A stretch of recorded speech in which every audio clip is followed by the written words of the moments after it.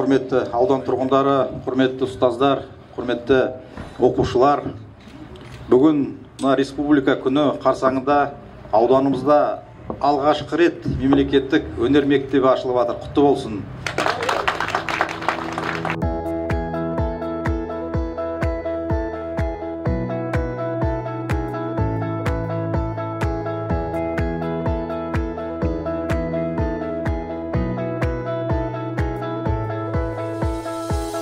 Өздеріңізге мәлім, бұл Шалқар ауылындағы орта мектептің, ескі мектептің ғимараты болатын.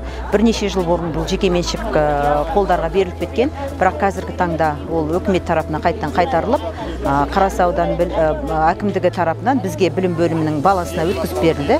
Қазіргі таңда біз 350 орындық өнер мектебін аштық. Облыс әкімінің қаулысымен осы мектеп ашылды. Бұл жерде 350 баланы қамтитын боламыз. Ол 17 бағытта, яғни фортепиано, домбыра, шаңқобыз, оркестр, қолөнер сияқты, актер шеберлігі сияқты 17 бағытта сыныптар ашылады. Осы біз қазір күздік каникулда балаларды қабылдау комиссиясы жүргізілетін болады. Балаларды қабылдап жасақтағаннан кейін осындай өнермен айналысатын болады. Бұл мемлекеттік мекеме болғандықтан аталған мектепті бітіріп шыққан оқушыға мемлекеттік үлгідегі кәдімгідей куәлік берілетін болады.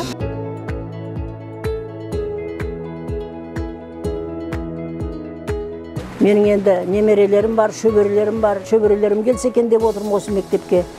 Ауылдың балалары келеді. Мына жерде қазір мынау біздің аудандық әкім Жасұланға рахмет.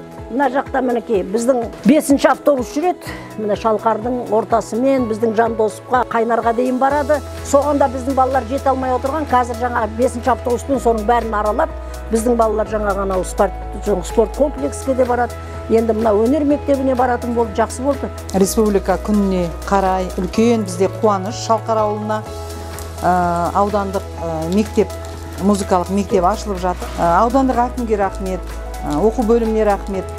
Халықтың атынан сіздерге үлкен рахметімді айтамын. Келешекте осы балаларымыз үлкен музыкалық жоғары деңгейден көрініп, жақсы азамат-азаматшалар шығып жатсын.